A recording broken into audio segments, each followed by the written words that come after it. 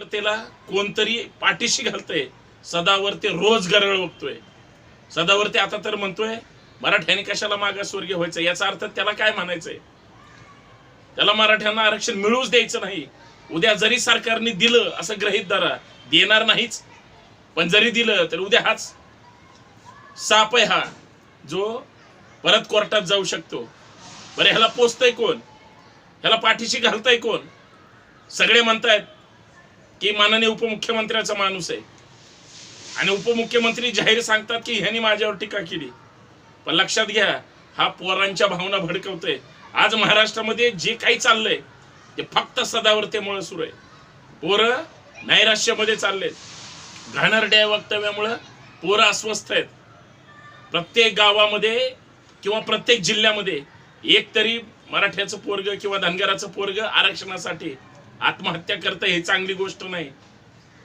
मुख्यमंत्री महोदय, उपमुख्यमंत्री महोदय, गृहमंत्री महोदय, तुम्ही किती संसार उद्ध्वस्त करणारे लोकांचे गप्प बसून या वाचाळवीरांच्या मुसक्या आवळणार आहात की नाही? एका बाजूला तिकडे मनोज जरांगे पाटील आमरण उपोषण आरक्षणासाठी करून स्वतःचे प्राण धोक्यात घालत आहेत. सरकारला त्याचं काही नाही, सरकारला गांभीर्य नाही असं लक्षात येतं. तुम्ही वेळ देऊ शकत नाही तर त्यांनी चर्चेचे दार खुले केलेत. काय ते एकदा स्पष्ट बोलून टाका, एक तर हो म्हणा नाही तर नाही म्हणा. पण दुसऱ्या बाजूला तुम्ही जे वळू सोडलेत, कोणी 96 कुळीवाला आहे, कोणी तोत्र्या भाषेत रडत रडत अन्याय झाला म्हणून सांगणार आहे, तो आता त्याला आरक्षण नाही घ्यायचं. तर कोण दुचक्या डोळ्याचा सुपारी बहादर, जो खर तर एका महामानवाच्या विचारधारेंनी कामाला सुरुवात केलेला माणूस, कधी हेगडेवाराचा भक्त झाला, कधी सावरकराचा भक्त झाला, कधी मध्ये जय श्रीराम म्हणायला लागला. हे कळायला मार्ग नाही. ह्यांची विचारधारा ही अत्यंत बोथट आहे. अरे, तुम्ही डॉक्टर बाबासाहेब आंबेडकरांवर PhD केली असेल किंवा डॉक्टरेट मिळवली असेल किंवा अजून काही त्यांच्यावर अभ्यास केला असेल, पण ते तुम्ही फक्त डोक्यावर घेतलेत, डोक्यात नाही घेतले. म्हणून तुम्ही दुसऱ्याच्या वाढलेल्या ताटावर तुम्ही त्या ठिकाणी घाणेरडी नजर ठेवून बसलाय. महाराष्ट्रामध्ये बरेच असे काही आहेत, शेणात पडलेले शेंगदाणे काढून खाणाऱ्या प्रवृत्ती सध्या महाराष्ट्रात वेगळ्या वेगळ्या भागामध्ये जन्माला आलेल्या आहेत.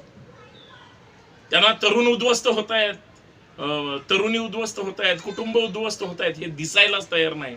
आणि खास करून सरकार जर अशा वाचाळवीरांना फक्त गप्प बसून पाठीशी घालणार असेल तर हे सहन होणार नाही आणि दुर्दैवी आहे. मित्रांनो, याच विषयावर आपल्याला चर्चा करायची.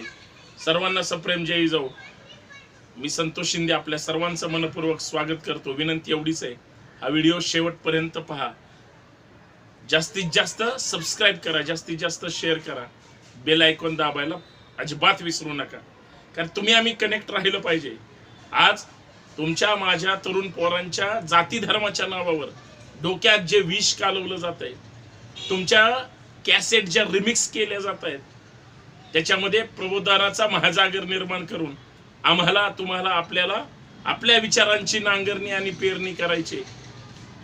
संत कबीर म्हणतातच की गांडू भडवे रणचेडे मर्दो के बेहाल, पतिव्रता भूक न मरे पेढे खायची ना.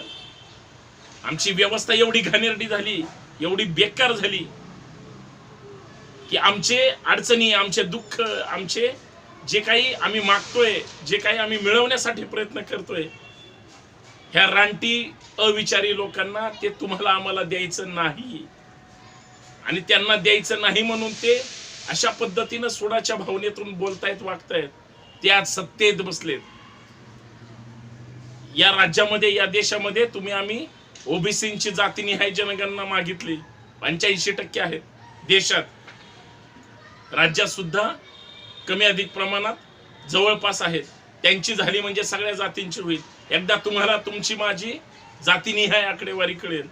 नाही करू देत. आणि जे आरक्षण विरोधी असतील, जे संविधान विरोधी असतील, तेच जर सत्तेत असतील आणि आमचेच जर भैताड मराठा बहुजन ह्या जातीवाद्यांच्या कळपात त्यांचे मोहरके असतील, तर तुमच्या माझ्या वैचारिक महाराष्ट्राचा सत्यानाश करायला इतर दुसऱ्या शत्रूंची गरज नाही. आज त्याच दिशेने परिस्थिती चालली. आपण वर्षभर चांगली कामं करायची आणि कोणतरी एखादा विकारी, कोणतरी दीड दमडीचा ते स्टेटस ठेवणारे जातीवादी किंवा घाणेरडं वक्तव्य करणारे, पेटवणारे आणि जातीत जातीत तेढ निर्माण करणारे मनवादी हे सगळे विष कालवण्याचं काम करतात. आम्ही म्हणतो पुरोगामी महाराष्ट्र, म्हणतो परिवर्तनवादी महाराष्ट्र, आम्ही सगळ्या महापुरुषांची विचारधारा सांगतो आणि आमच्याच आसपासले त्या जाती धर्माचे लोक ह्या जातीवाद्यांच्या कळपात जाऊन कधी समाजाचा सत्यानाश करतात ते कळायला सुद्धा मार्ग नाही. आमच्या धडावर आमचं नुसतं डोकं आहे, त्या डोक्यात आमचा मेंदू नाही. जगद्गुरु संत तुकाराम महाराज सांगतात पण आम्हाला ते कळत नाही. आम्ही आमच्याच विचारांच्या, आमच्याच लोकांच्या, आमच्याच बहुजनांच्या लोकांच्या विचारांच्या आणि त्यांच्या कृतीच्या विरोधात जाऊन काम करायला लागलोय. आणि मग ह्या असली दीड दमडीची डुचक्या विचाराची माणसं त्याच्यात विष कालवण्याचं काम करतात.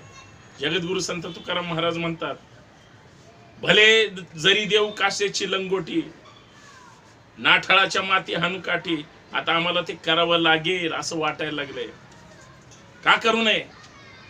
वेळ पडली तर आम्ही आमच्या अंगातलं कमरेचं काढून देऊ. पण जर आमच्या आडवा आलात, विरोधात गेलात तर नाठाळाच्या माती काठी हाणल्याशिवाय सुट्टी देणार नाही.